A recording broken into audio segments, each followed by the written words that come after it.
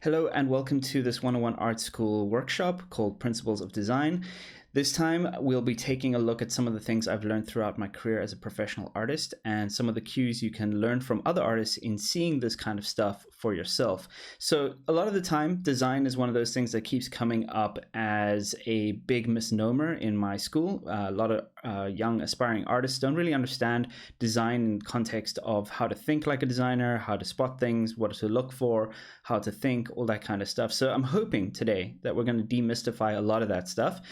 Today I'll be sharing with you 8 principles, and I will also be showing you a lot of other professional artworks. So I just want a disclaimer right now saying that none of this artwork is mine. It belongs to other artists and I'm using it purely for demonstration purposes. I am not selling anything or anything of anyone else's. So with that said, let's jump in here and take a quick look. So let's get rid of this logo here, put it up here. And what I'm going to do is I'm just going to reveal these one by one and go through them as we get into them. Okay, so the first principle of design here is shape design invoking emotion, mood, and function. All right, so let's get into that. So I have a nice artboard set up here in Photoshop. I'm just going to jump straight in and we're going to jump down here and take a look. All right, so first off, I want us to talk about shape design. So here we have Mickey Mouse, right?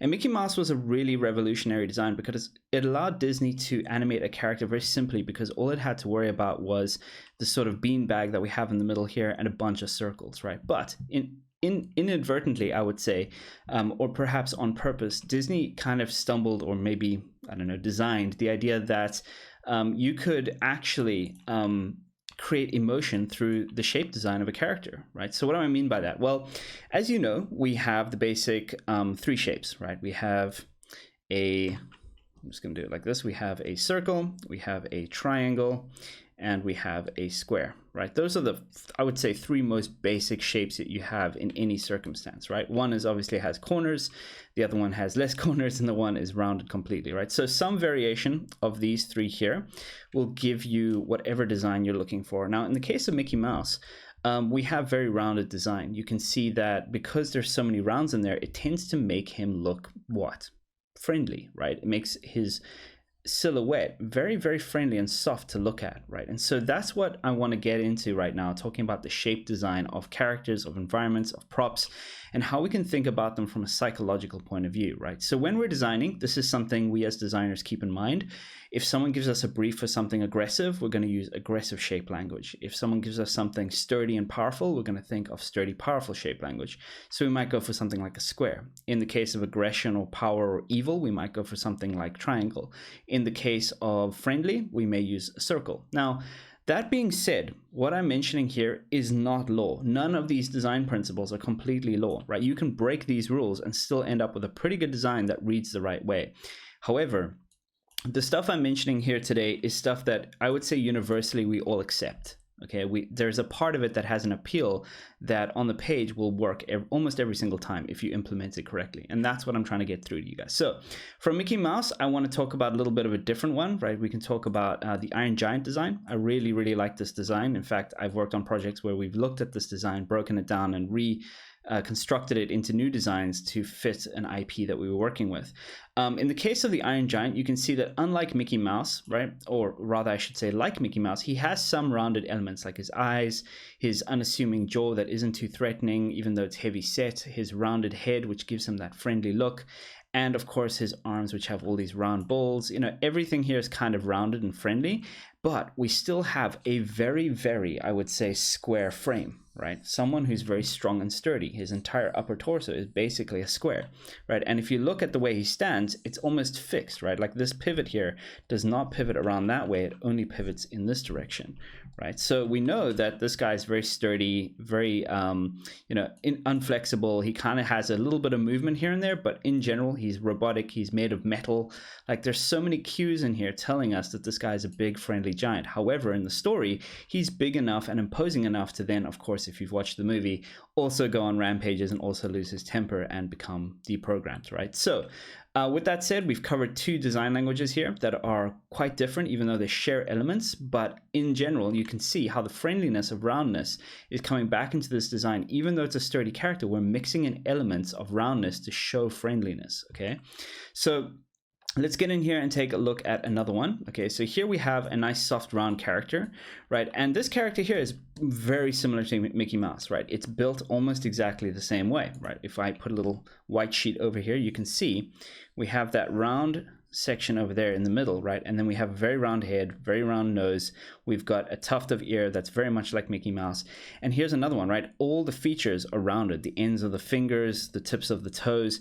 We're basically looking at a very good guy, right? A very gentle, good person here. And so we're using the same shape language from, you know, the 1930s, essentially, right? 1938 here, to replicate that same feel through a character design.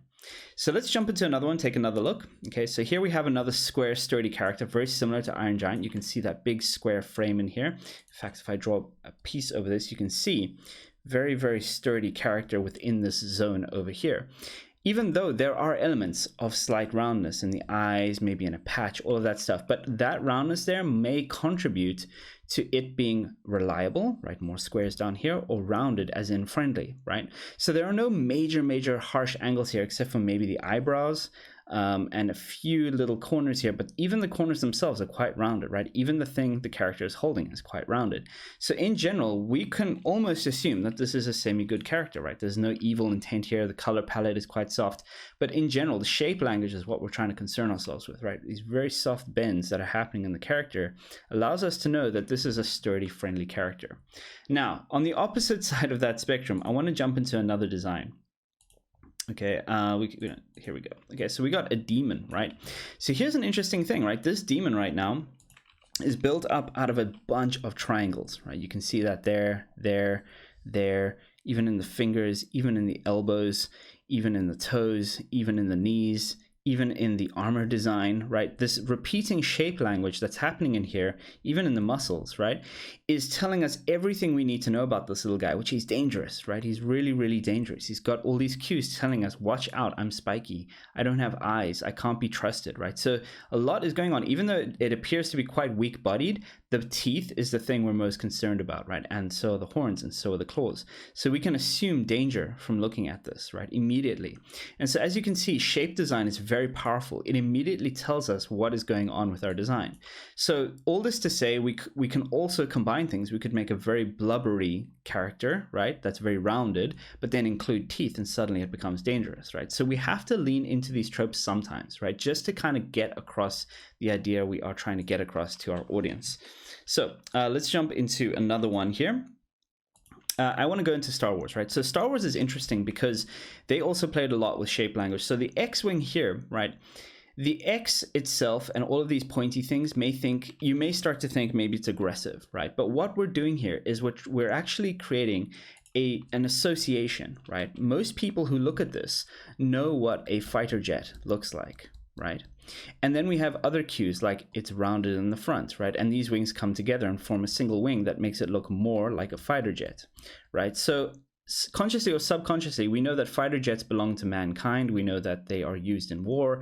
And so this is a war machine, but it's being piloted by someone, obviously in the story we find out is good, but also look at things like the cues of color, right? So white is indicating good, right? It also says that we've got some round shapes in here, right, that are balanced. Everything here is quite balanced, quite mechanical, quite man-made, and nothing seems extraordinarily weird about this design. It doesn't come out at you and say aggression, or maybe it does, you know, with these forward attacking weapons, but it doesn't say evil, right? It doesn't scream evil. There's no evil eyes in here. There's no sharp teeth. There's nothing in there that tells us that, right? In fact, a lot of the forms are quite rounded and friendly, right? Like here, here, and here, over here, quite rounded, right? And we have these wonderful, simple square wings that show sturdiness, reliability, trust, right? So that's just to show just how far, you know, that design, we're tying it to things we know, and then we're creating more associations through story to reinforce those ideas.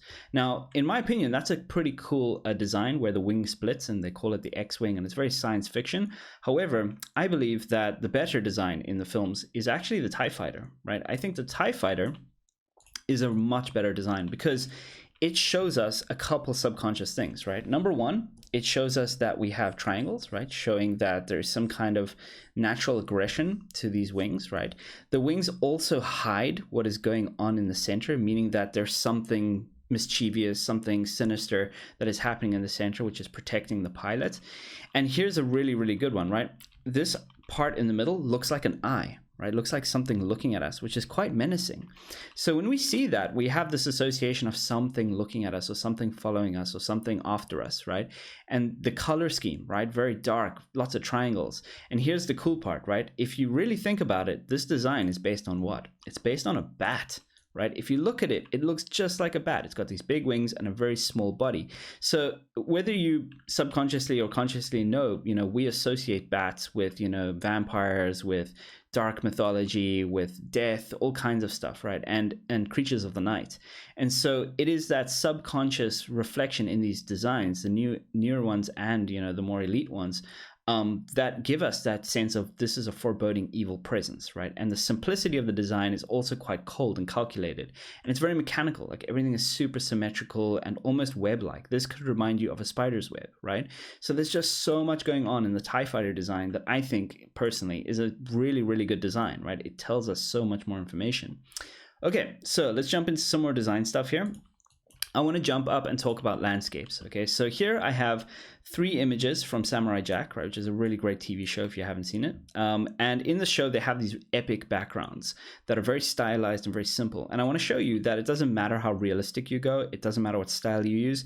The shape principles of design language are the same. So in this case here, we're looking at a landscape that has a bunch of rolling hills, right? And these hills are all very, very soft, right? Very friendly, very tranquil, all evenly spaced, all evenly laid out here along a flat horizontal plane, right? Nothing extraordinarily weird, nothing out of place, everything evenly spaced, sort of. And we have some wonderful guiding lines in here and very tranquil scene where everything is just spaced out and allows us to feel into the landscape without being terrified of it. It's almost like a natural landscape. Even though the color palette, even though the treatment tells us it's otherworldly according to the show, it still isn't a terrifying place to visit, right? So that's really what we should take as a takeaway here. Now, here's the interesting part, right? If I turn this off and I turn on the next one, what you'll see is exactly the same color palette, or close to, right? But suddenly the composition has more meaning and more depth to what it's trying to convey, right? We have this tiny little character up here who's being completely sandwiched on either end by a composition that's trying to push him towards the top left of the frame. And as you know, in the West, we read from left to bottom right, all the way down here. So our first impression is this character standing here in this very foreboding scene, right? The wind is in his hair, the waves are crashing. This is a scene we know and have seen, maybe in real life of some kind or another, but it's really pushed by all of this negative space. And it's really pushed by this massive shape taking up the vast majority of the real estate in this composition. And here we just have a little supporting structure so as not to create a completely empty space over there, right? We don't want it to be completely barren. We want this to feel like it's in a zone where these kind of rocks exist, right? It's not just in the middle of nowhere.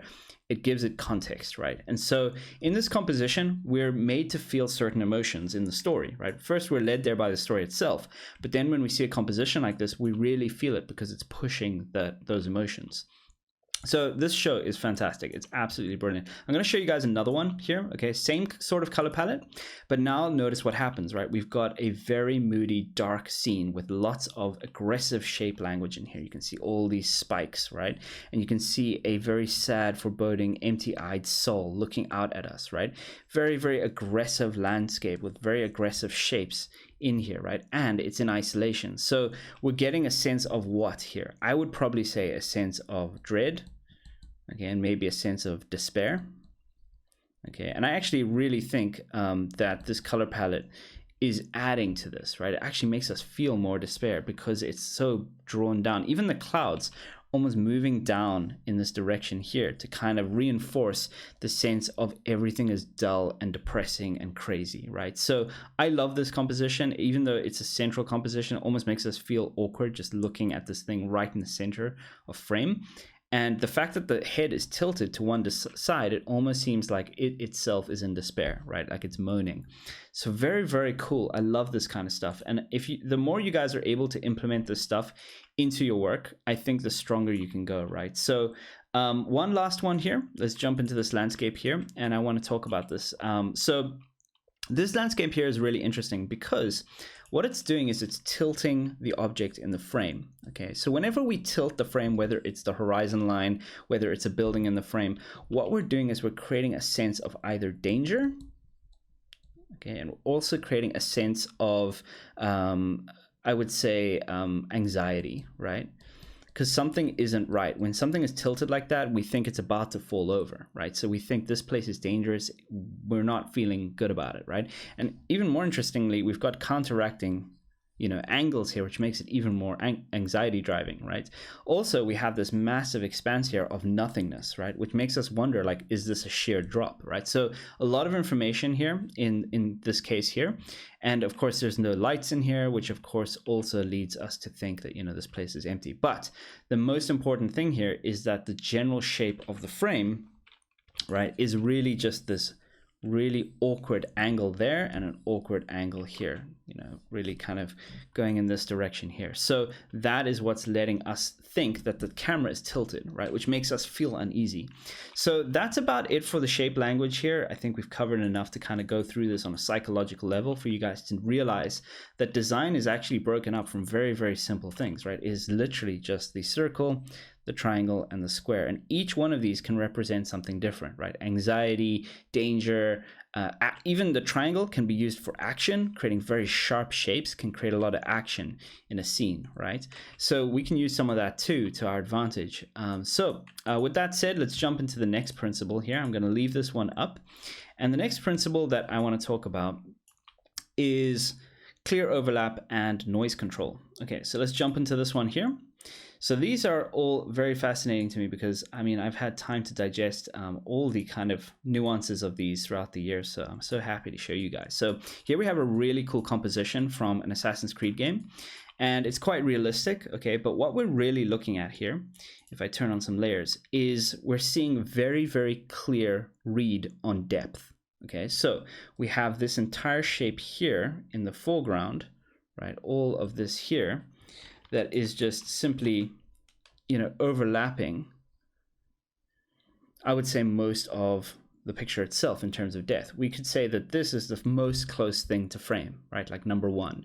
Number two for me would probably be either this tree here or maybe this horse over here, right? And the reason we can see that is because, clearly speaking, this horse's silhouette here is overlapping this horse's silhouette. So we know that this is a 1, 2, and we know that both of these shapes, when they come together, are overlapping everything else in the scene. So we have a hierarchy here being built. Number 3, and then maybe this one here is going side by side this one. Here you can see there's no overlap between these two carriages. However, what you can see is that this carriage's wheel is more forward than this one. So this one is catching up to this one, is riding alongside it, and is actually slightly in front. So this one here might even be a 2B, right, to understand the depth of the image. And this one over here, what about that one? Well, this one is actually more forward because the back wheel is in front of this one, right? So we can tell that, but we can also see overlap here between this object and the background and the trees. Okay, so we know that it's in front of it. So all I'm saying here is that we have very clear overlapping lines. These two here are creating tension, which is really nice in this particular scene, driving our eye to kind of feel like things are getting dangerous here. And then, of course, we have this character being thrown forward. And the only reason we know he's being thrown forward is because his hand is over this form over here. So this character here is actually, like, I would argue probably a 2A, right, before 2B. So he's in front of 2B. And 2B is in front of what I would say would probably be 3. And this character here could also probably be a 3, right? So these two sitting pretty much on the same plane, I would say, around about, right? Maybe the back of that carriage could be the same plane as that character. And we know that that character is on top of the vehicle because there's clear overlap here, right? And we know this vehicle is in front of that vehicle because there's overlap happening here. And we know that that vehicle is over the background because it's over this tree over here and that building over there. So what I'm saying is we have all of these cues here for clear overlap in our scene, and they're being divided very, very well. Now, how do we create very clear overlap? Let's go into some theory here. Okay, so if we have a couple shapes in our scene, right? If I do something like this and create a square, and I put another square over here, right now, just by looking at these 2D squares, we have no idea which one is in front of the other, right? We can only assume from scale that this one might be a little bit further away, but it's not good enough, right? What we need to do is have very clear overlap. So if I move that there and I get rid of that, suddenly it's intensely clear which one is in front of the other, right? So this level of clarity is something we need to aim for when we're designing our images. We need to be thinking about where our overlaps are happening and how to design them. So the best way to keep a very clear overlap is to look for these. These are called T-joints. Okay, so T-joints is when two forms come together very clearly and overlap one another. When you have two objects that run parallel to one another like this, we call these tangents. Okay, and tangents are a big no-no because they destroy depth. We don't know what the hell is in front of what else, right, in a scene like that. So we need to be careful, right? We need to separate our characters here from a tree or from a background or on top of something, but we need to have that clarity of overlap. So with all of this in mind and all of these notes, I'm going to get rid of them here, and let's jump into a few more examples and run through them, okay? So here with this image, it's really interesting because if this was taken on a very clear day without any smog, we might only perceive a little bit of overlap because of how far things are and how small the details are, right? All of that stuff there, the scale of the image, allows us to perceive depth. But in terms of perceiving more clear depth, we have to have clear overlap.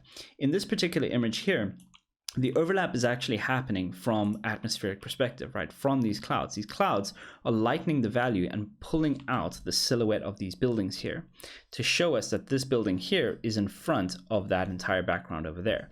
Same thing is happening here. Same thing is happening here.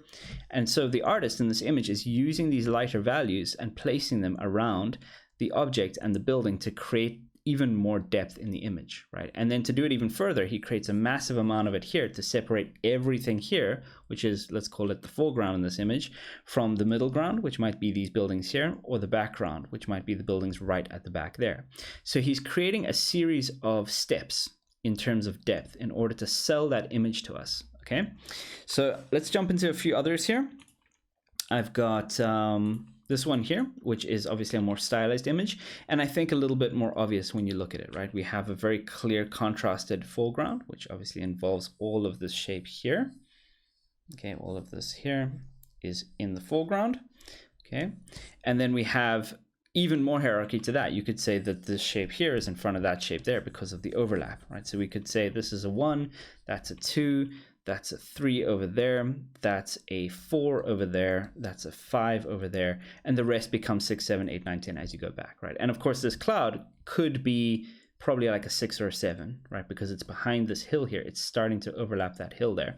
So in this case here, you may actually want to strengthen that line there to really show the overlap between those two. Here, it's clear, right? This house is clearly overlapping everything else.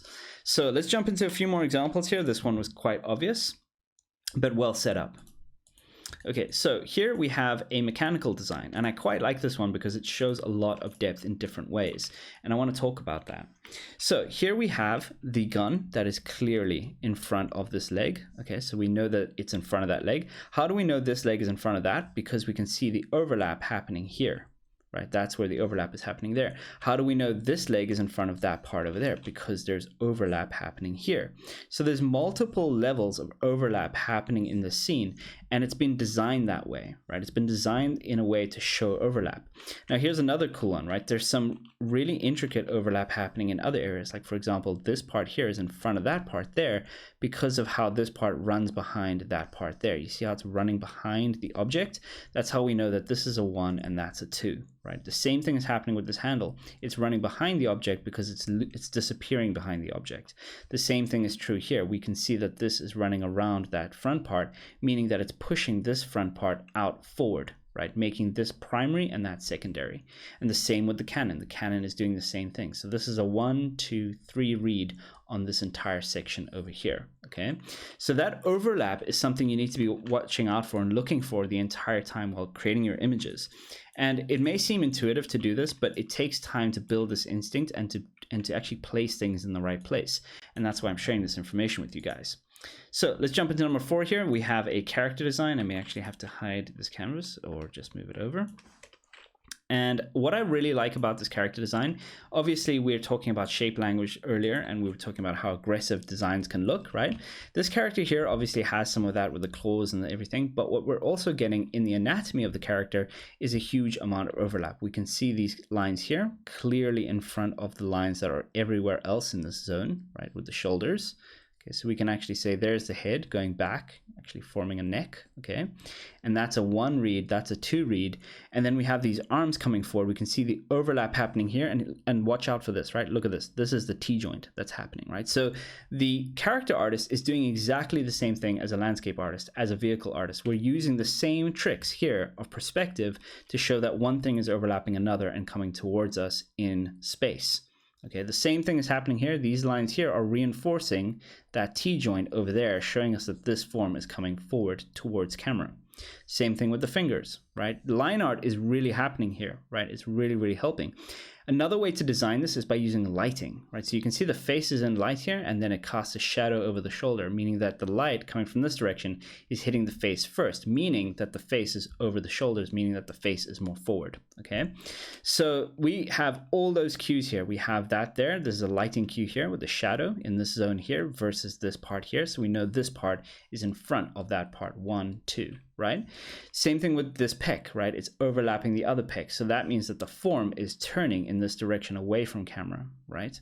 So we can see that twist. We can see all of those indicators coming towards camera, going away from camera. Here we have another excellent muscle overlap, right? Between the quad and the calf muscles, creating that T-joint here, showing that the calf in foreshortened perspective is further away than the thigh that's coming towards us, right? Slightly.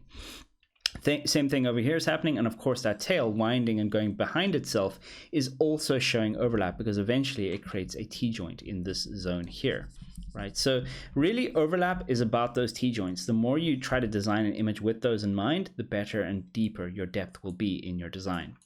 All right, so that's it for this one here. I think we've covered enough. Let's go back to our handy dandy principles of design, and let's talk about the third one. Okay, so the third one is cake theory, something you may have heard before, and space relationships. So let's jump into this one. Let's go down here.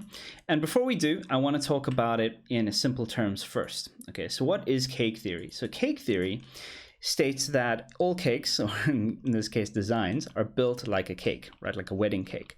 So you have a large shape, okay, that dominates your design. You have a medium shape that is slightly smaller, or a series of medium shapes typically, right? That is secondary. Okay, so you got your primary, number 1, secondary, number 2. Then you have your small shapes, right, which form smaller parts of your design. Okay, and that will be number 3. And then you have your candles on top, and those would be considered part of your small shapes, but essentially tertiary or even further details, right? Really, really small details here. So that is the theory behind the sort of concept of it. Now what I'm going to do is show you guys how cake theory and this space relationships work in terms of design by showing you a couple of designs. So first one we have here, right, very typical design of a real world animal. And that's honestly the fun part of this, is that cake theory applies to real life. It's not like we made this stuff up, right? It's observable in nature as well, which is fantastic. So let me throw a page over here and show you what I mean. So we have the rhino. The massive bulk of this rhino, one could argue, is probably in this zone over here. We have a huge, huge chunk of animal. And in that large space, we're also dealing with something very important, which I consider in design as places for your eye to rest. Okay, so in other words, very low detail. Okay, so low detail. Okay, and that's important because we want to focus in areas of higher detail. So then we have secondary forms, like the legs here, right? These would be our medium shapes. Okay, let's put a large on here, medium, medium, medium. Okay, and even the head, right, can form a medium shape. So that can be a medium shape. So you can see here, often medium shapes take up more than one real estate on an image. We have one large bulky part of the image, then we have medium shapes, and then those medium shapes have smaller shapes on them, like the horns here, the ears, right, that are happening here, maybe even the snout area, and maybe even the eye.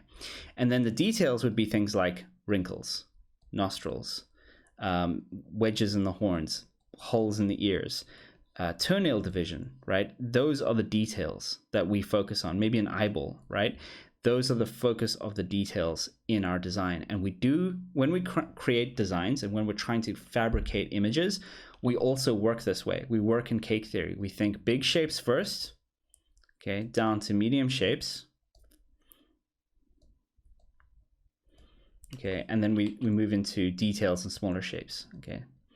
And the reason we do that is to have a reliable working system in a design pipeline, right? If we don't do it this way, we end up working details backwards, and often our design will suffer for it because we're not thinking big picture, and we're also not thinking economical. Because what often happens, at least according to the Pareto principle, is that most of your problem solving happens at this level here, in your baseline, in your foundation of the image, in your composition, right? So we try to think big, we try to do big brush strokes, big brushes, big brushwork, big colors, big ideas at the early stage, and then we refine those ideas over time in order to get to a final result. And by the way, this doesn't just pertain to concept art, it also pertains to comic book making, also pertains to illustration, right? The same theory is true. You know, a comic book isn't just drawn out super neat. I'm sure there are some artists who do it that way, but very, very few. The vast majority of comic book artists will thumbnail out ideas and do a bunch of paneling before they ever get to refined art.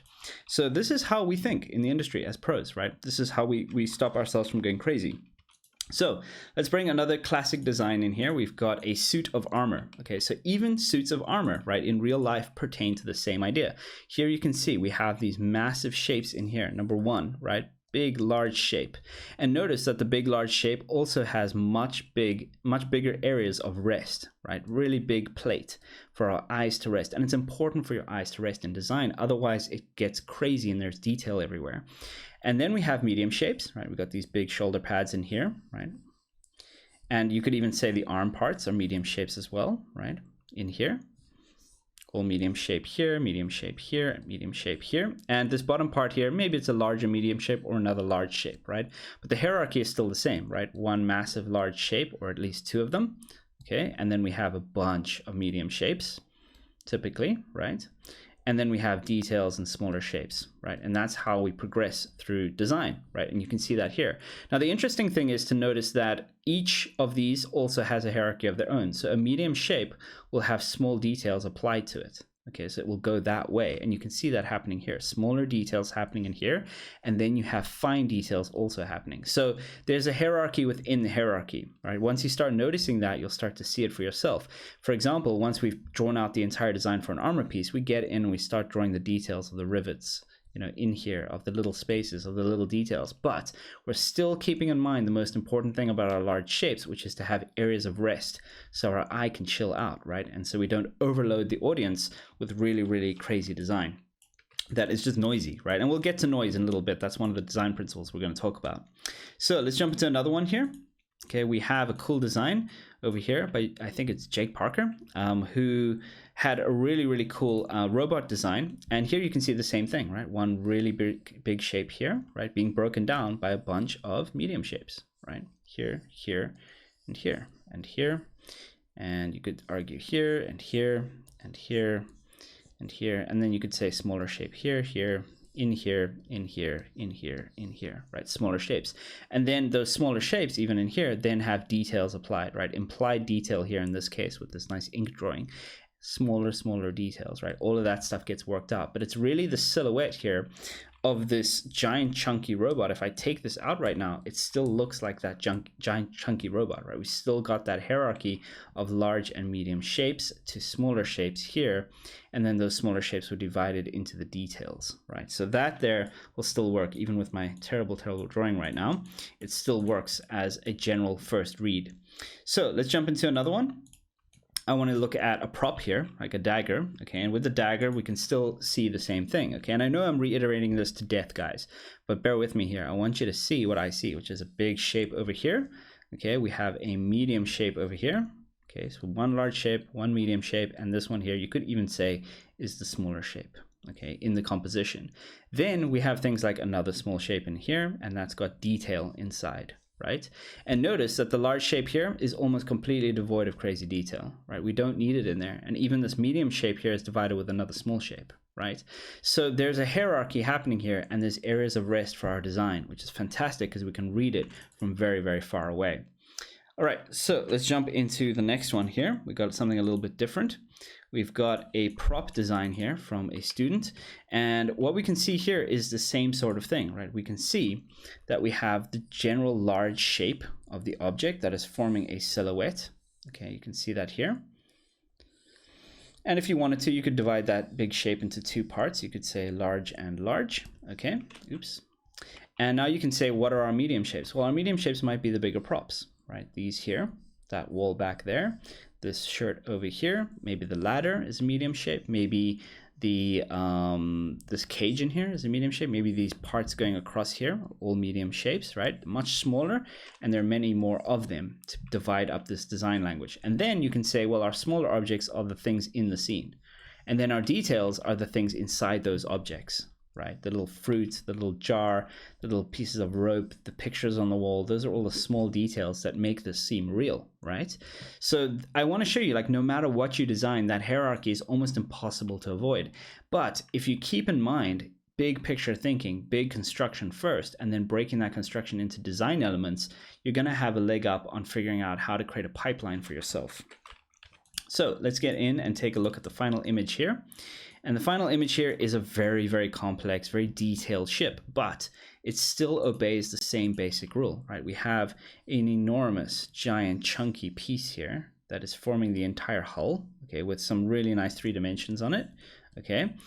And then we have a medium shape in here, okay? There's your first medium shape, and here's a second medium shape, right? And maybe a third medium shape. Okay, medium, medium, and here we have maybe another one, or we could even call this a smaller shape now, right? Maybe this is a small shape, that one there, also a small shape. Here's another medium, right? And this is a large. And here we have a little secondary shape that could be maybe a small shape, right? And then we have details, like so many big, small shapes here have tiny little details everywhere, everywhere, everywhere, right? And all these details are afterthoughts to the big composition of what we're trying to build here. So no matter how complex a design gets, right? This looks very complicated, very crazy, but the artist was smart enough to break it down into elements and then start detailing those elements out each one by one. If he tried to start in one corner and build this thing out, it would not look the same, right? Because he's not thinking of the big picture when he started. So as a design principle, this is very important to think about, like, how are you moving into these zones? Some artists call this level of detail as well, like what is your first read, what is your second read, what is your third read, right? So very important to understand that. Right, let's go back to the top here and get into the fourth one. Okay, so fourth one here is leading lines and shapes. This one is quite important specifically for composition. Okay, so let's jump in here and take a quick look.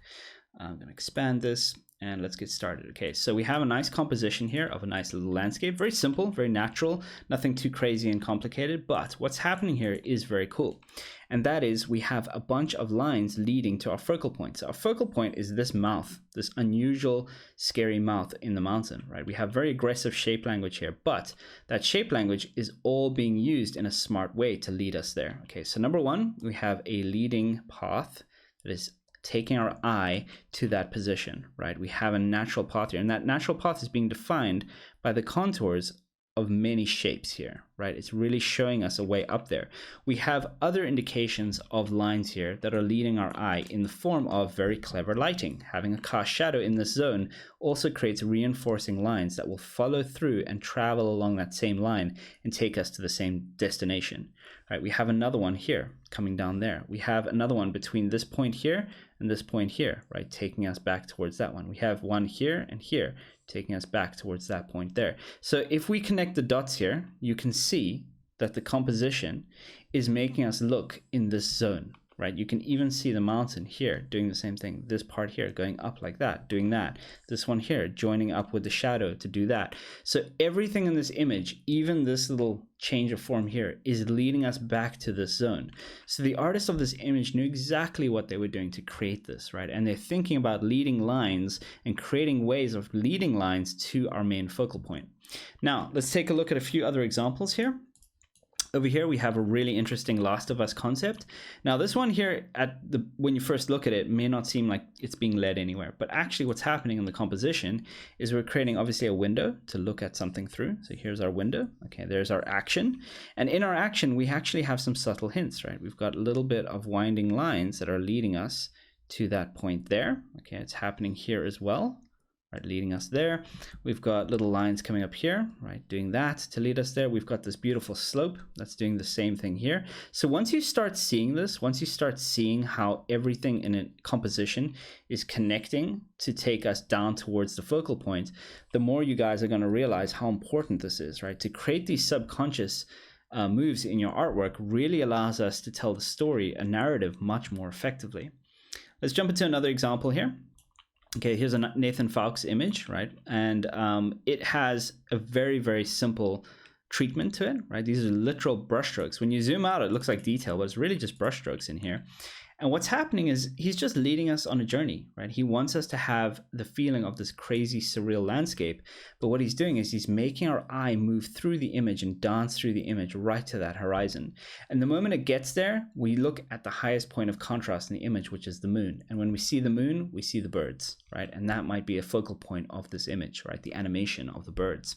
So there's some really beautiful, serene, cool stuff happening in such a simple composition. Sometimes images don't have to be complex to be beautiful, right? They just have to make sense and lead us somewhere. So let's jump into a few other ones here. I'm going to get rid of these notes here. Don't think we need them. And I want to jump into some really cool stuff here, which is some of my favorite Cynthia Shepard artworks. And Cynthia Shepard is, or I think is, currently a art director at Wizards of the Coast. And she has incredible paintings, really realistic, beautiful brushwork. Everything she does is fantastic. What I really like about her bigger compositions like this is she's still thinking about movement in her paintings, right? She's still thinking about these winding lines leading back to the composition, right? Leading us back to the face, the focal point, the body of this character. And everything in this image is really enforcing us to look back at this character, right? Whether it's starting on a branch and ending up in an arm and then the arm traveling up to take us towards that head is really important. Even this foot, right, is taking us to look at her face. And it's so funny because we have even shadows, right, leading us up into this image, into these areas that is all leading our eye back to the focal point. All of these things leading back to where we should be looking. Even the point of danger, right, which should be worrying, isn't worrying to her, obviously, because she's got some command out of it. But we've got these amazing lines leading into this composition, right? And it's so beautiful because we even have this big open space here that's framing her head, right? This negative space here becomes unimportant because it's really just framing what we should be looking at. So I really love her painting. I think she's an incredible artist. I'm going to jump into another one of her paintings here to show you guys what's going on. It's very similar thing happening, right? She's taking a little bit more of a braver stance with this composition, I think, because it's much more zigzaggy, right? It has that beautiful triangle here that's going up, hitting the border of our image, traveling up and coming back up to the image of the character, back up into her face, right? You've even got leading lines here with the staircase. You've got the ivy taking us there. You've got this one taking us back up there. You've got more ivy reinforcing this one here. And of course, we have a secondary element in this image, which is this face, but it almost doesn't matter in a sense. Like if you took that out, if you really painted that out, it wouldn't matter. We're still looking at the figure because the artist is using other elements of contrast and things like that, right? We'll talk about that a little bit while, but those elements here, all traveling up to the character here. It's just fantastic. I really, really love this composition. And what I also like about it is it's almost semi-symmetrical. We've got a line down there dividing the canvas and another line here dividing the canvas.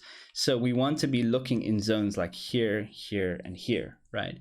All because we're dividing the canvas up into shapes and we're creating leading lines. Okay, so all of that, very, very important. So I think that's enough now to kind of describe the intention behind how we lead the eye and use shapes to lead the eye towards the things we want our audience to look at. And it's a really interesting thing because a lot of aspiring artists don't think this way when they start out with image painting because they're so busy with their fundamentals and their technical issues that they forget to compose images using these techniques. All right, let's jump up here and take a look at the fifth one now. Oh, wait, I think that's the wrong order. Let's move that down here. Okay, so the fifth one is making the main thing the main thing. So this is often an issue in design where people half-ass a design and try not to hit it right away with the idea of what the thing is supposed to do or be. So let's take a look down here and let's really take a look at people who are doing this quite well. Okay, so first image here I really love is a landscape. Well, it's actually a composition image. It's a, I don't know, maybe a marketing image. And what I really like about it is that it has these incredible so much incredible framing, right? So we have this big branch here, and what that's doing is it's creating a window to look at the dinosaurs down here, and it's also separating the top part of the image, which is also equally important, right? All of these characters being silhouetted by this waterfall and this branch are important, right? None of them have more importance than the others, but the story is that there are humans and there are dinosaurs, and so we're seeing them have an interaction. And that point of highest contrast when you blur your eye is in this zone over here and in this zone over here. So we're seeing a person with a gun aiming at a dinosaur that looks quite peaceful with its babies looking up at that character. Everything else in this composition is in service of everything I've just shown you. How do we know that? Well, because it's all in darkness, right? All of this here, all of this negative space that we don't really care about is not where our eye is jumping. If you blur your eye is jumping into these two zones, number 1 and number 2. And that is really clever picture making. That is really great composition. So I'm going to show that to you a few times here. Let's jump into some other paintings and take a look. Okay, we've got these thumbnails here, which all have the same thing, right? If you blur your eye, what you'll notice is that your eye jumps to the point of highest contrast. And that point of highest contrast happens to be the focal point. It's in this zone over here, it's in this zone over here, it's in this zone over here, and it's in this zone over here. So a question you can ask yourself is, where is my point of highest contrast? Okay. And the way we do that is we put blacks and whites next to each other, right? In the case of thumbnails, that's quite easy, right? Darker colors next to brighter colors will create that effect, okay? Of course, in all of these images, we still have the other principles we were talking about, right? We've got leading the eye with wavy form, with other form that's reinforcing that form. It's all happening in here.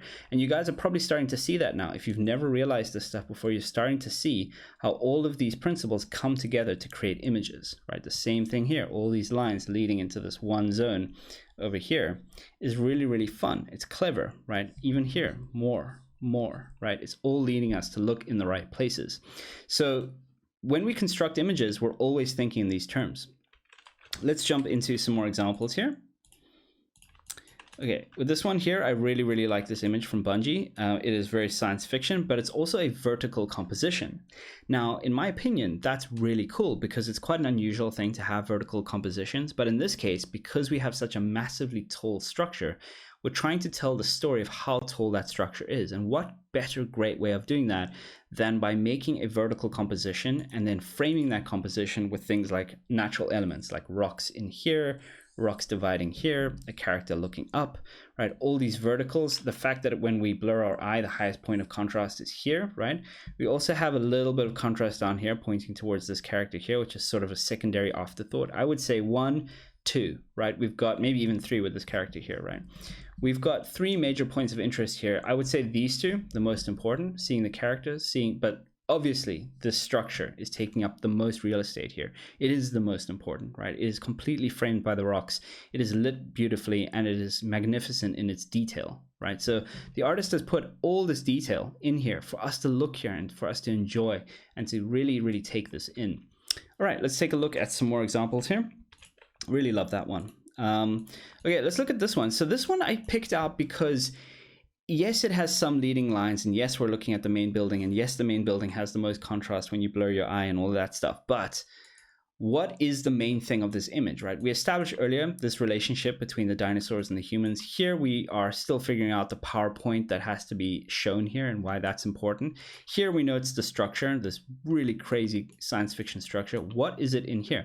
In my opinion, I think this is a mood piece. I think this is a piece to show us the Gothic architecture of this place because everything is clearly silhouetted, right? It's clearly overlapped and clearly silhouetted. And we have this beautiful, beautiful repeating shape language here that tells us that this landscape is Gothic, right? And it's got all these beautiful Gothic lights and it's a dark, cold setting, but it's also an elaborate city with lots and lots of complexity and overlap, right? It's a lot of detail in this image. And we can also see incredible amounts of scale, so we know it's massive, right? And we're seeing the action of birds. There's a lot of life to this picture, even though the artist hasn't really singled out a specific area to look at. I do believe that through contrast and through shape language, we are having our eye led here a bit more, but it's also important that we acknowledge that this image is all about the beauty of the buildings, right? And that's really what it's selling, and that's okay, right? Images don't have to always sell story, right? They can sell an environment. The beauty of an environment is totally normal. So let's get in here, and I do want to just quickly get rid of my notes as we move on. Let's jump into the fourth picture here, which is an illustration. And the reason I like this one here is because the artist is doing the same thing. He's making the main thing, right? And how is he doing that? Well, he's put all the characters here in shadow, right? So we don't care about them except for this character over here who's peering out. And that sort of makes us want to look this direction as a secondary detail point. But when you blur your eye, all of your detail, all of your contrast is going here. And we're always looking into that zone for attention, right? So if we pull the camera back, tremendously speaking, you know, if we really pull back here, that image still wants our focus in this zone, and that's fantastic image creation, right? And then of course you've got all your supporting elements, right? You've got elements in your image that can lead the lines into your character, right? So that's fine, but the main thing is this character used lighting and detail to control our level of importance. If you look at the characters in the back, they don't even have faces, right? They're not even that important. Like the details in the tree, you can't see the bark. We don't care. What we do care about is the detail of this character, and that's why this is a really successful, great image. So let's move on and take a look at a few others here. We've got a really beautiful painting here, and it's almost duochrome. You know, if we look at it, it's orange, got a little bit of blacks and stuff. But what I find truly amazing about this image is that when you blur your eye, almost all of the landscape disappears, and the point of highest contrast is the character on the steed here, on the camel. And every other character is also kind of there. They've got a little bit of contrast, so it kind of leads our eye in a very interesting way here. We've kind of got like a 1, 2, 3 big shape here, large, and then we've got another one here. So what I really like about this is that it's starting to lead our eye in this direction towards this character, even with our shapes, right? Our shapes are starting to repeat to lead us this direction here. Even the landscape, right, leading us here. Even these shapes here leading us here. And here's an interesting one, right? Is like, why did the artist put this character in? Like, why?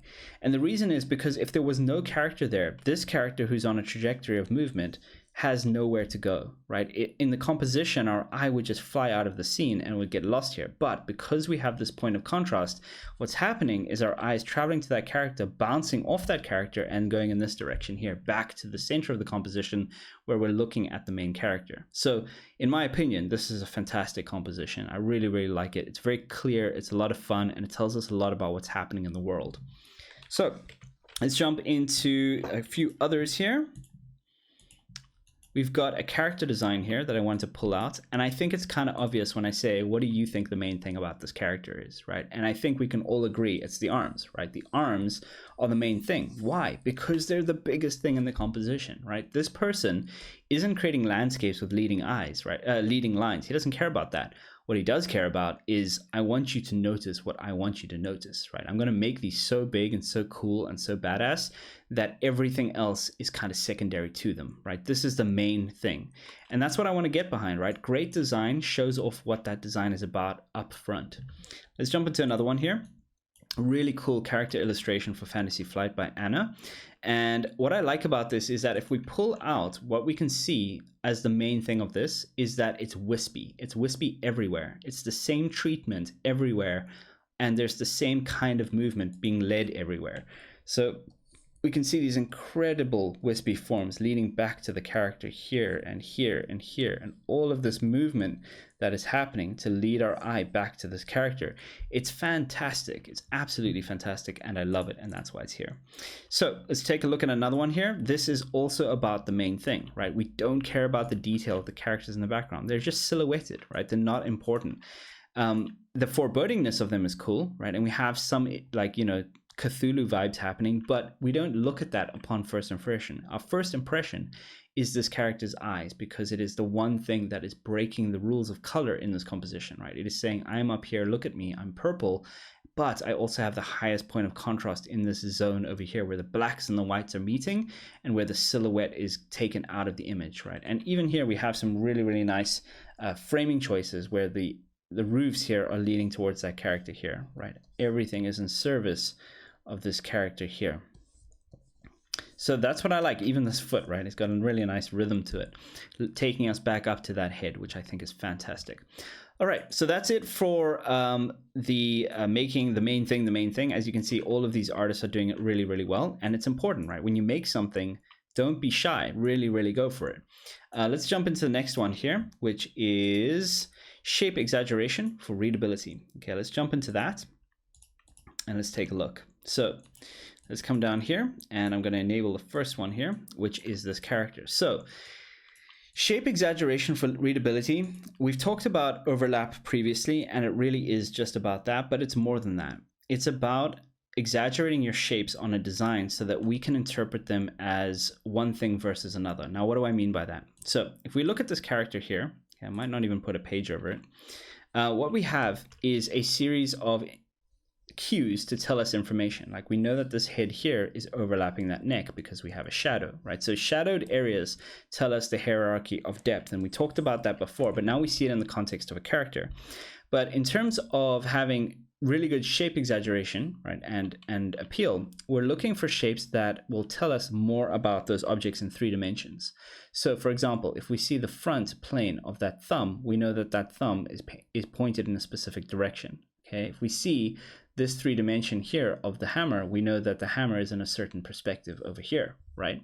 So all of that information is important because if we flattened out the hammer, if we said the hammer is like that and we didn't show any dimension, suddenly our believability and our depth in our image is destroyed. And that's what this is about. It's about showing more reinforcement towards depth and towards 3 dimensions to really tell the story of our character. Now, one of the things I often see with my aspiring artists at 101 Art School is that when they're starting out with their details and their forms, they often do this. And what I call this, I've actually come up with a name for it. I call it paper syndrome, right? When you have a piece of paper, you can't tell the thickness of that paper, like how thick is it, right? Because they're not adding dimension to it.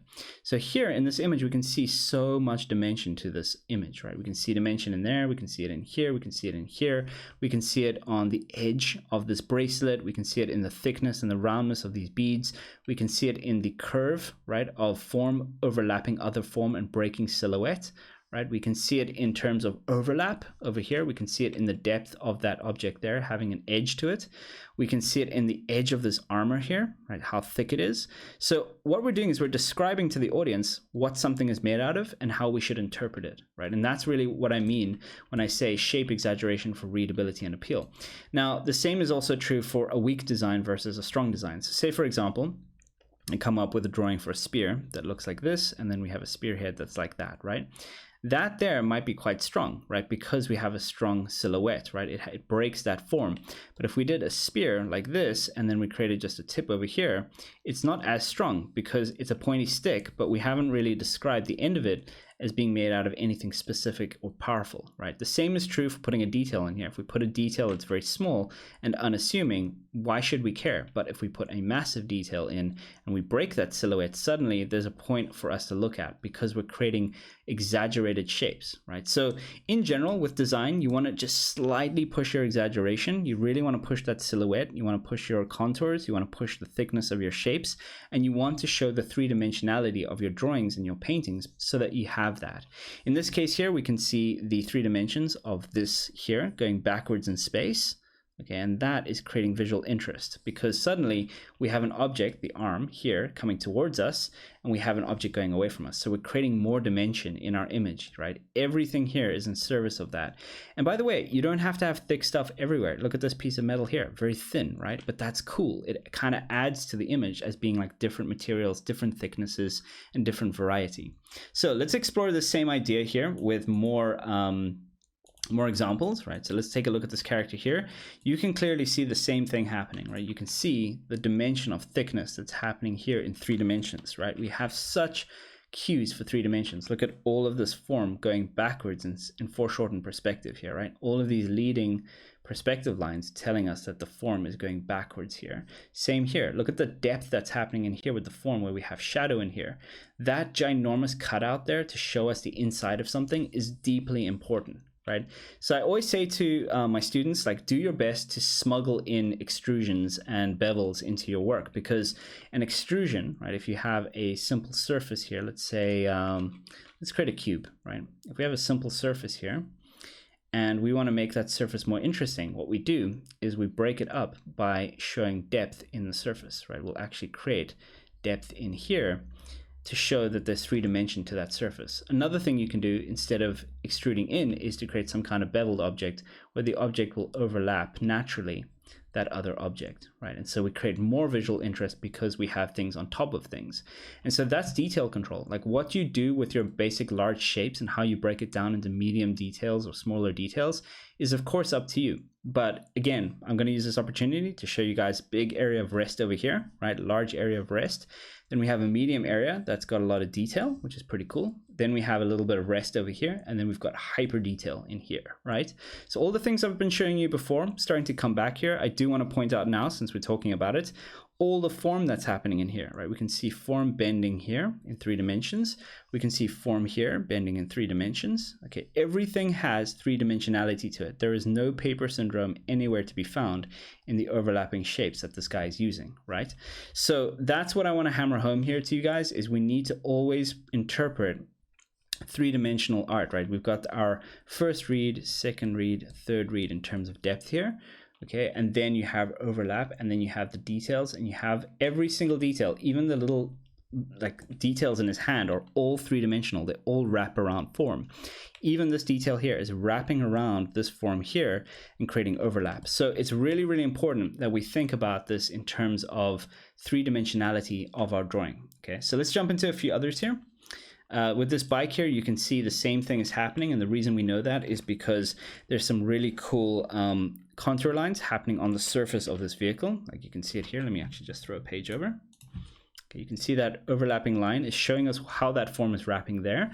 We can also see the silhouette here. It's showing us that this here is also a 3-dimensional form. Okay, and we have like a little cut line there to show us the same thing. Here we have a little bevel. Okay, so bevels are fantastic. They're a great way to show more dimension to an object, right? Instead of just having a cube over here, this artist has shaved that off and created a bevel. So that also shows dimension. And you can also see, obviously, the wrapping of line here and here. It's showing more dimension there and some great overlap. We also have more dimension here. This line here actually shows us what the form is doing, right? Even though there's no cut line here, we know that the form is bending there because of that silhouette.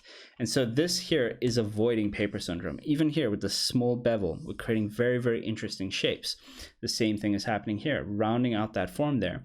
Same thing here, these contours showing us what the form is doing, showing us what the form is doing up here, right? So all lines do that successfully, right? They show us where the bevel is happening. They show us where the overlap's happening. So I'm not going to overly hammer this one home. I think it's pretty obvious by now. On this character here, he's full of it, right? That's why I put it here. He is just full of this overlap. You can see even these lines here silhouetting, the head and separating the head from the front, right? So we know that this first read is the closest thing to camera, number one.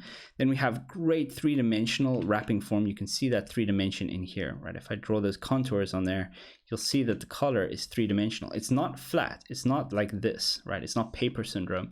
We've actually given it some depth. And this is, believe it or not, a very common mistake I see, right? So I'm hammering it home here. Here we're smuggling in areas of occlusion, right? That's also really important to show that depth.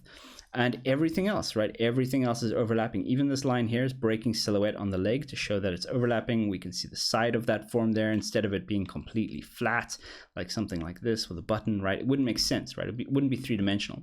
So really what we're talking about here is how do we create more 3-dimension? And it's through smuggling in depth and bevels and extrusions, but it's also through showing the thickness of things and hinting towards the contours. Here we can tell the arm is slightly rounded on the shoulder because of these scales, right? So this artist is using those lines to show the wrapping form there.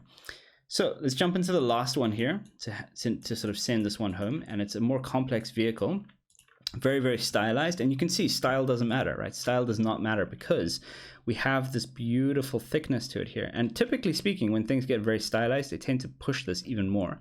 So we have a bevel and the side of this object, and we have the depth of it here. So we have so much awesome design happening here all at once. It's showing us design, right? So the worst case scenario for something like this, what would it look like, right? What would the opposite of this look like? It would probably look like something like this, right? Where we have just a flat shape going back in space, right? Something like this. And when we have that and we look at it just on its own, it's undeveloped as an idea, right? It's too flat. I can't tell what the hell three dimensions are happening with this object over here, right? It doesn't tell me anything. This is paper syndrome, right? If we want to add depth to it, we need to show that side, that three-dimensional side that's wrapping around the form, so that we can interpret form across this thing and show its 3 dimensions. And then this artist was cool enough to actually, extrude inwards to get these really, really cool 3-dimensional shapes in here and reinforce those as well, right? And put even more depth in. So building up your shapes from large to medium to small is where it's at, right? In this case here, the artist really thought about, what is my big shape, right? This big thing over here, that's his large. And then he has his medium, which is like these shapes here, medium there, maybe even this part here. Could all be just one medium shape, right? And then he's breaking those down even further. He has a shape here, he breaks it down into 3D, right? So that's how we design, that's how we think. And I just wanted to hammer home to you guys that one of the most common mistakes I see is people not giving dimension to their forms. And find ways to do that, because it will forever change your art. All right, so let's get in and chat about the second last one here. And by the way, these aren't all the principles, right? I did mention earlier, these aren't all of them. So let's talk about harmonizing design, shape, and color. So this is really about harmonizing your images. And let's talk a little bit about that by diving in here. Okay, so we have this first image here, right? So what's happening here? We've actually got some really cool stuff here. We've got this shape here, right? If I draw over that, you'll see exactly what I mean. Right, it's this shape coming up here, beveling, coming back down, and doing that. Now, this shape language is being repeated in multiple places. Okay, so what we have going on is a repetition of shape language within our scene, meaning that we're unifying all the design in our scene as though it's from the same place. And that's very important, because it allows us to believe that this place is all in one area, that it's being built by the same people, etc., etc. So this is what we refer to as design language. Design language is how do you repeat the shapes in whatever you're designing, so that you can have the maximum amount of believability that it's being manufactured by the same people, or at least coming from the same source. Like maybe a creature, right, has the same design language on its body. So in this image, I really like it because it's happening in the architecture, but it's also happening in the landscape. We have these really cool spiky rocks in the landscape, and that is telling us that this area is a little bit harsh, right? Harsh to live in. And we're repeating 2 types of language here. We've got a natural shape language for the environment, and we've got a man-made shape language in the architecture. And when we combine those 2 things together, it's pretty cool, right? We end up with a really nice result. So let's jump into another example here. I'm going to jump into this one here, and it's very different, right? It's a vehicle, it's a prop essentially, right? And what makes this unified? Well, in this case here, instead of looking completely just at design language, right, which of course we can do, we can say everything's rounded and soft and everything, but more important than that is the treatment, right? We can see this artist is using very tinted colors, right? So there's a lot of white added into the colors in order to make it look quite pastel, right? And in that case there, everything is being treated the same way in this environment. So we believe that there's harmony here. There's a harmony to all these colors mixing into one another because they all exist in the same level of saturation in this environment, almost as if this is some kind of specific lighting situation, and these are very specific colors in this environment, right? And another one to notice, and I don't know if you guys have that ability just yet, but maybe some of you do, is if you pull it back out, you can see that all of these colors here are quite warm, right? They actually have a little bit of warmth to them. Even the blues, right? They have a little bit of that orange mixed in. And what that does is it also harmonizes the colors in this environment, telling us that there's an ambient light in the scene that is the desert, right? The desert light itself is influencing all these colors, and it's bouncing around and editing all of our colors. If we took the same scene, this one here, and we put it inside a city, right, during the day, it would probably look different. It would probably look much more like the natural colors, because the surrounds of the buildings, the ambient light, wouldn't affect those colors the same way. And so that's what we're getting here. So Harmony, in this case, unifying design and shape language is one thing, but in another case, it can also be the color and the output of your design in terms of where you put it on the palette. So let's take a look at another one here. I've got a character design here, which I thought is super cool. And the reason I think it's super cool is because it's reusing the same shape language. We've got this really cool rounded shape language that's happening in here. And it's all beveled the same way. You can see it there. You can see the shape language here repeating itself again, right? You can see it here repeating again. You can see it here repeating again. So this artist has decided to do this over and over and over again to make you believe that all of these pieces, right, are coming from the same place, the same manufacturer, the same person, the same team built these, right? And by the way, it's all unified by the same color treatment, right? And so that adds to it. It just keeps reinforcing this idea that we have a unified design. So when you're designing, keeping in mind shape language and unifying your design will take your designs to another level. It's another way of thinking as a designer. It's like, how do we take the same shapes we've been playing with and how do we repeat them on our design many times to let the audience know that it's not 100% forced, but believable, right? This, what we're looking at here, it's completely believable to me that this comes from the same place.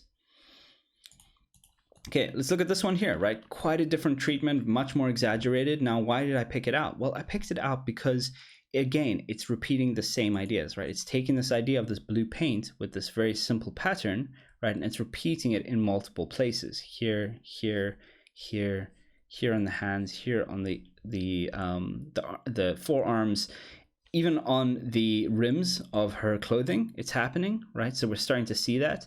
We can also see a lot of variety in the color palette, right? The same level, same type of clothes being used here and here, right? The same colors being used.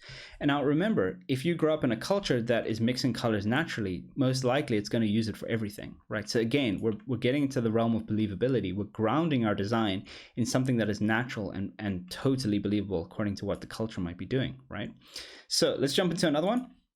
This one here is a really cool design. And the reason I like it, again, it's repeating shape language, right? So we have the same shape language here, these very cool spikes that are just kind of unifying and doing the same thing over and over again to create those sharp points, right? These very sharp and angled points in the fingers, in the armor, in the inside of the silhouette here. It's all doing the same thing, right? It's everywhere.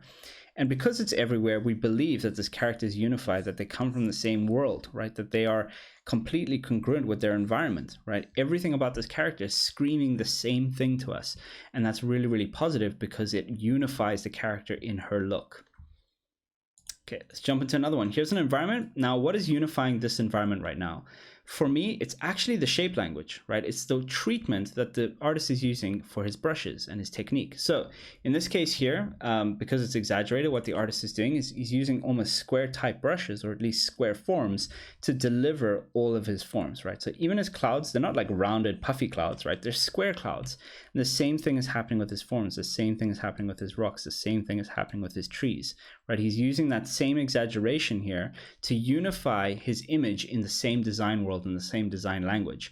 And of course, we can talk about colors and things like that. But in general, that's how he's thinking and that's how he's painting. And it's coming across that way. It's coming across as unified, but still has an incredible amount of variety in the scene. And that's the sweet spot, right? You want unity in variety.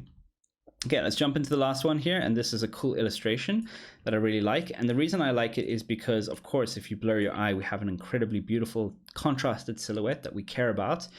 But in this scene, if you look at the texture of the ground, the color of the ground behind him and the environment, you can see that exact same color palette in the character himself. So for me, this is completely believable that this character here belongs in this environment over here. The two share the same color palette. Okay, and it shares, I would say, maybe even the same dirt, right? The same dirtiness to it, right? It's very rough, very rustic. There's elements of texture that might even be the same, like at least the color of the cloth and the ground is very similar, right? Some of the purples here in the background are starting to like lend themselves into like places in his hoodie. The only thing that's different, of course, is that he's got blue on his skin, right, over here, here, and on his cloth, but everything else doesn't, right? But here's the cool part. Those blues can also be seen in the sky, right? So everything in this image right now is being unified in color, right? And in the color palette of the image. So everything feels like it belongs in the same environment. So that unifies the image itself. So that's it for this one. And we can jump into the last notes here for the final one here. And the final one that I want to talk about today is going to be about balance and the rule of three. So there's a lot more complexity to all of these. Of course, I covered in the fundamentals program at 101 Art School, but I do want to talk about this one here with you guys, just so we can talk a little bit more about how to spot that. So we have a bunch of compositions here. This one here has got a very clear read on the rule of three, right? We have one object there, one major object here, and another major object here, right? And so those three there, right, are reading off each other, 1, 2, 3. And then we have even another set here, 1, 2, 3, right? So there are two sets of 3 in this image, right? You don't have to create movement here, but that's what's happening. And not only do we have that nice rule of three in this image, but we also have a wonderful, obviously, sense of movement in the image with this tail leading us into this image here. But we also have all this exceptional lines of action taking us back to the point of looking at this image here, right? All of that is just reinforcing where we should be looking, which is, of course, if you blur your eye, the highest point of contrast in the image, which is all of this structure here. Now, what I really like about this image is not only do we have all of that going on, but we also have this. We have a massive, massive amount of form that is happening on one side of the picture, okay, over here. But in order to balance that out, and it's much easier to see if I do it like this, right? In order to balance one out, we have to have the same level of structure here in the background for all of this, right? And the artist has put that in, he's just faded it out, but it's there, okay? We can see it. If all of this was sky, this image would seem incredibly unbalanced because there'd be no information here, right? But instead, what he's done is he's made a 1-2 read on the balance of the image. So this side of the image is slightly more weighted than this one, but not so much that it's awkward, right? In fact, even though this side of the image is more weighted on this side of the image is actually more weighted because it has this cool character down here, right? So he's kind of holding it all together here on this side of the image. So it's important to think when you place something in an image, is it balanced with the rest of the environment on purpose, or are you breaking that in order to create some kind of dramatic effect, right? Are you trying to create tension? Remember back to here, right, where we talked about creating tension in composition by creating a lot of contrast on one side of the image and then balancing it on the other side of the image with just weight, right? Like here we have a lot of information, but here we've got a lot of mundane nothing burger, right? We don't want to look here, but we do want to look here. So there's a lot of ways to design images, but thinking about the weighting is also equally important. So let's come back down here and take a look at another example. Okay, let's take a look at this image here. I really love this painting. And this painting is fantastic because we also have, you know, like clearly silhouetted 1, 2, 3 here, but we also have 3 characters, right? So the reason I keep mentioning 3 as a rule, it's not really a rule, but what it does is it allows something to read more pleasingly, right? It allows us to sort of jump between 3 things instead of 2, and it does make a difference, right? And I'll show you a little bit later on what happens to layouts when we do that.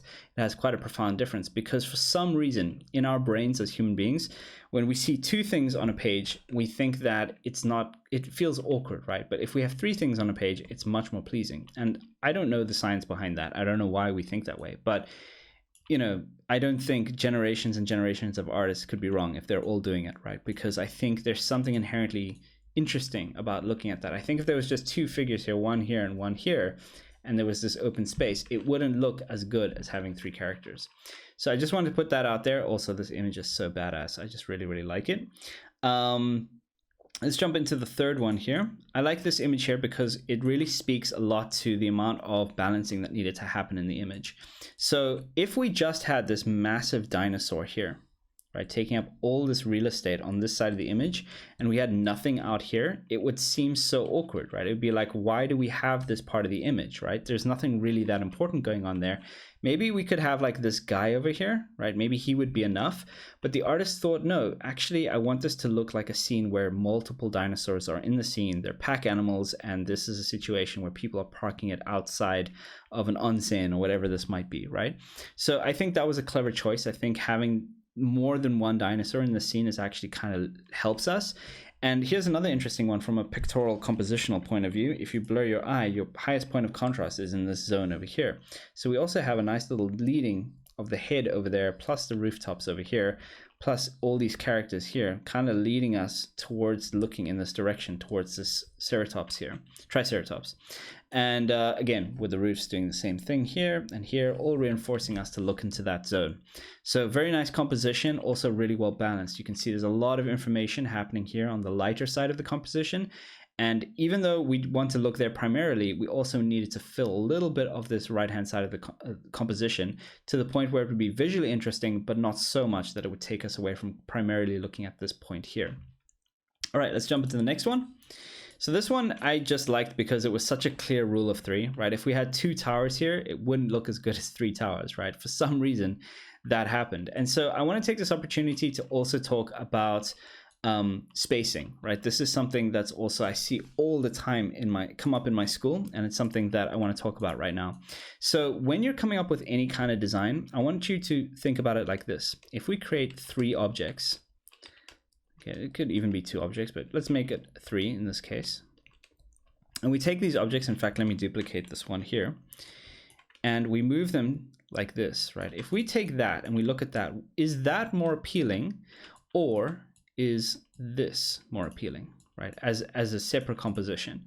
And the answer is, of course, this, because suddenly this gap here creates visual interest, right? And that's what this artist is doing here. They're creating visual interest by separating the 3rd pillar.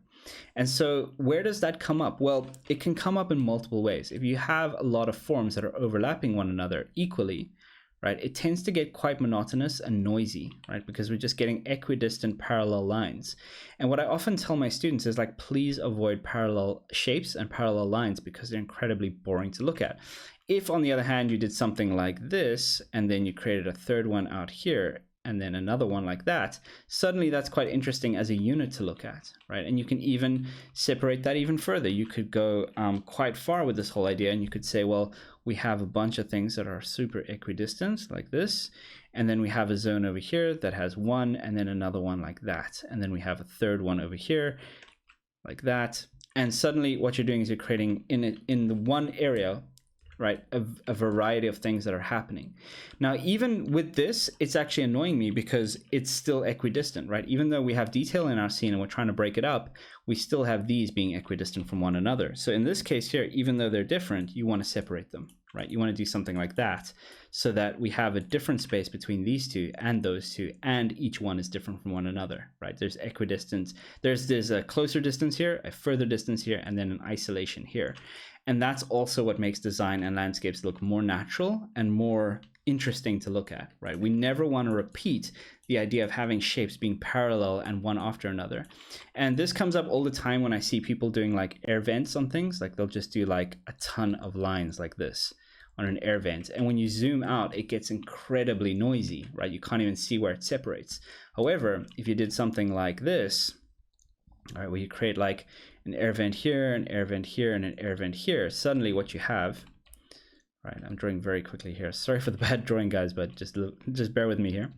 Then suddenly when you zoom out, you can see that much more effectively, right? So as artists, I think it's important that when we see our design in context of zooming out in a video game or seeing it from afar, we need to have it readable, right? We need to think about, is it readable or is it noisy, right? And so here, each car is separate from each other car, right? They're not super close to one another. And what you'll notice is that probably the distance here is a little bit shorter than the distance over here, right? It's a little bit longer. And this distance here is definitely shorter, and the distance here is also shorter. So he's varying up the distances here, right? This is not planned, right? This person is thinking the entire time that they're doing this to create more variety in the scene. Otherwise, the problem is we get everything that's equidistant apart, and it destroys a lot of things in our scene. Not only appeal, but in the case of cars, it might ruin the depth believability, right? It might actually seem like the image is too flat. So there's a lot of that happening here that the artist, I think, is doing such a great job of controlling. And then, of course, adding this beautiful fictional piece in here. Very, very nice. So let's jump into a few of the last ones here so we can wrap up this talk. I do want to jump into this design here because clearly this design would look very poor if it only had 2 elements on either side, right? It would look very empty. But suddenly by adding 3 elements and creating a triangle, much more interesting, and also much more three-dimensional, because if this side here had an opposite side we couldn't see, suddenly the image would look flat.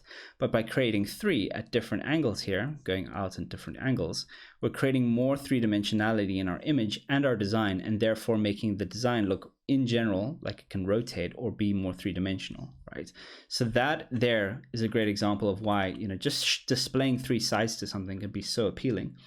Let's jump into another one here. This is about layout. Okay, so if we just had, for example, let me go to this image.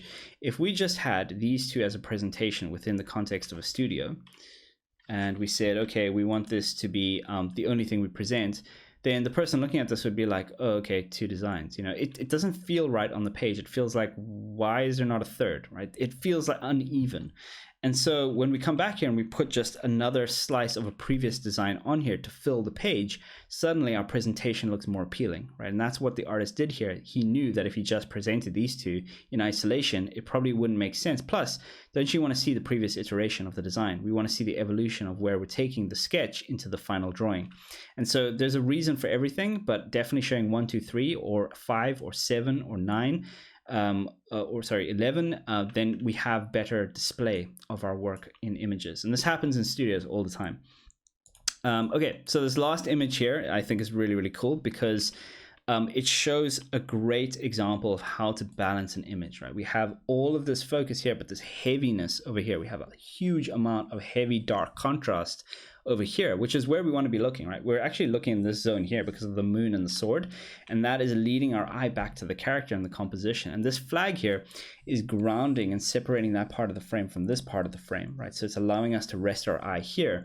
Now, the reason I like this image so much is because we have this massive form on one side of the image, and the artist could easily have left the sky empty, and it would have made the image feel very empty on that side, and our eye would want to travel out of the image and leave forever, right? But instead of doing that, he was smart enough to create clouds that would create more leading lines back to our composition that would lead back up to our main character, right? And by the way, it also leads to the point of contrast, which is this zone over here. Now, obviously, if it was me making the image, I would have found a way to maybe think about putting the contrast even higher in this zone. But so far, the balancing of this image is super powerful, and that's why I really like this image. So that's it from me, guys. I hope you guys found a tremendous amount of value from this. Obviously, everything I've covered today in this talk is not everything to do with design. Of course, if you come work with me directly, or you are on your own journey, you're going to discover the nuances of everything I mentioned here today, as well as other tiny principles of how do you lead the eye, how do you create visual contrast through saturation, through detail control, things like stuff that we didn't cover today, right? That is simply too much for this small talk. But I hope this in general helped you a lot to think about this, and that you have this in your back pocket whenever you're about to create a design or an image. You can always look for these signs here in your image and ask yourself if they're in your design. Chances are, if they are, you're probably going to have a really awesome design. Okay, so that's it from me. Thank you so much, and I'll chat to you guys maybe next time.